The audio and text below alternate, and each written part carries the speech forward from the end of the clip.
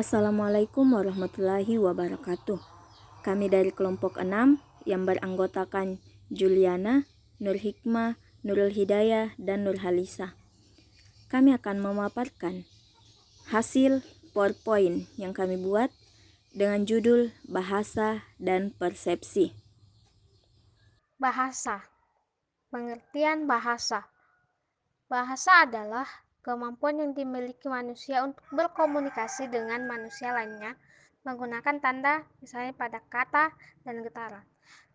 Menurut Plato, bahasa adalah pernyataan pikiran seseorang dengan perantaraan onomata atau nama benda dan remata atau ucapan yang merupakan cermin dari ide seseorang dalam arus udara lewat mulut.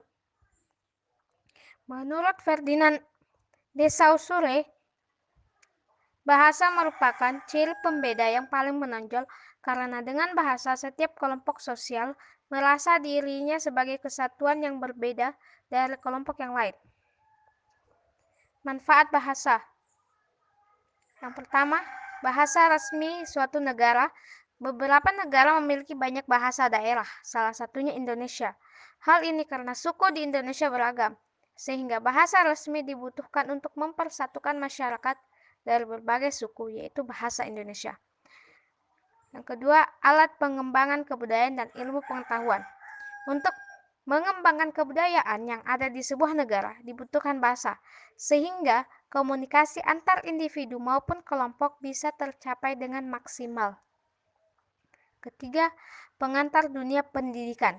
Dengan bahasa maupun bahasa resmi, maka banyak manusia yang mengerti dan paham, khususnya menyangkut dunia pendidikan. Pengertian persepsi. Secara etimologis, persepsi atau dalam bahasa Inggris, perception, berasal dari bahasa Latin yaitu percipere, yang artinya menerima atau mengambil. Persepsi adalah pengalaman tentang objek, pariwisata, atau hubungan-hubungan yang diperoleh dengan menyimpulkan informasi dan menafsirkan pesan. Persepsi yaitu suatu proses tentang petunjuk-petunjuk indrawi dan pengalaman masa lampau yang relevan diorganisasikan untuk memberikan kepada kita gambaran yang terstruktur dan bermakna pada suatu situasi tertentu.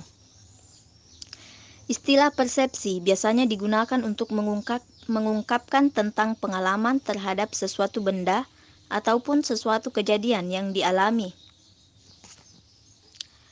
Adapun ciri-ciri persepsi. Yang pertama yaitu modalitas. Modalitas yaitu rangsangan-rangsangan yang diterima harus sesuai dengan modalitas tiap-tiap indera, yaitu sifat sensoris dasar dan masing-masing indera. Yang kedua, dimensi ruang. Persepsi mempunyai sifat ruang. Kita dapat mengatakan atas, bawah, tinggi, rendah, luas, sempit, latar depan, latar belakang, dan lain-lain. Yang ketiga yaitu dimensi waktu. Persepsi juga mempunyai dimensi waktu, seperti cepat, lambat, tua, muda, dan lain-lain. Yang keempat, struktur konteks. Keseluruhan yang menyatu. Objek-objek atau gejala-gejala dalam dunia pengamatan mempunyai struktur yang menyatu dalam konteksnya. Struktur dan konteks ini merupakan keseluruhan yang menyatu. Yang terakhir, yaitu dunia penuh arti. Persepsi adalah dunia yang penuh arti. Kita cenderung melakukan pengamatan atau persepsi pada gejala-gejala yang mempunyai makna bagi kita, yang ada hubungannya dalam diri kita. Ada beberapa jenis persepsi. Yang pertama itu persepsi visual.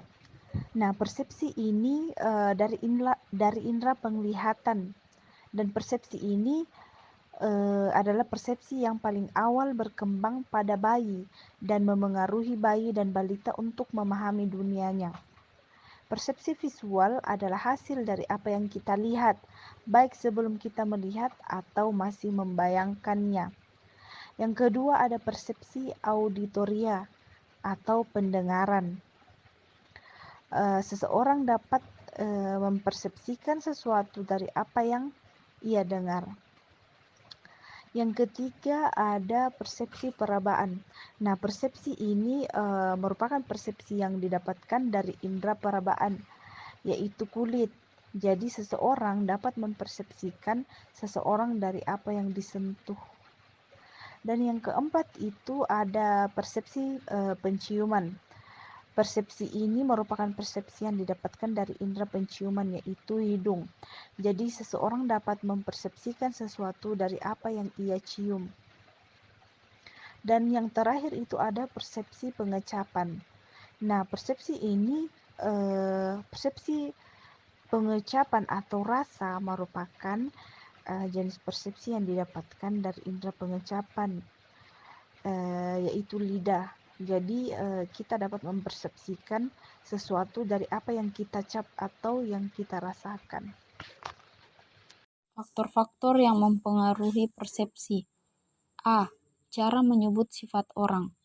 Jika kita diperkenalkan sebagai orang yang sedikit ilmunya tetapi banyak amalnya, maka orang akan mempersepsi kita sebagai orang yang baik atau positif. Tetapi ketika orang memperkenalkan kita sebagai banyak amalnya tetapi tidak berilmu, maka citra yang terbangun adalah negatif. B. Jarak. Jarak fisik, jarak keakraban, jarak sosial maupun jarak pemikiran. Orang yang bergaul akrab dengan ulama biasanya dipersepsi sebagai ahli agama. Yang bergaul dengan koruptor terkenal biasanya dipandang ikut kecipratan. Yang banyak berhubungan dengan presiden biasanya dianggap orang penting. Orang yang sering berbicara Marxisme sering dipersepsi sebagai komunis dan sebagainya. C. Gerak tubuh. Berkacak punggung dan membusungkan dadanya sering dipersepsikan sebagai orang sombong. Menundukkan sering dipersepsi sebagai sopan atau rendah hati. Mengangkat muka sering dipersepsi sebagai berani, dan bertopang dagu sering dipersepsi sebagai sedih. D. Petunjuk wajah. Wajah adalah cermin jiwa, berseri-seri dipersepsi sebagai gembira atau ikhlas. Kusut muka sebagai stres. Wajah memang dibaca meski orang biasanya tertipu. E. Cara mengucapkan lambing verbal. Perkataan manis yang diucapkan oleh orang marah bermakna lebih tajam dibanding kata-kata kasar yang diucapkan dengan wajah ceria. F. Penampilan. Penampilan fisik, pakaian, keadaan rumah biasanya menggambarkan citra seseorang, tetapi bagi orang yang kredibilitas akhlaknya sudah teruji, penampilan fisik tidak akan mengubah citranya. Dalam hal orang yang sudah dikenal keluhuran akhlaknya, orang akan melihat siapa yang memakai, bukan apa yang dipakai. Baiklah, itulah pemaparan materi tentang bahasa dan persepsi dari kelompok kami. Thank you for watching. Wassalamualaikum warahmatullahi wabarakatuh.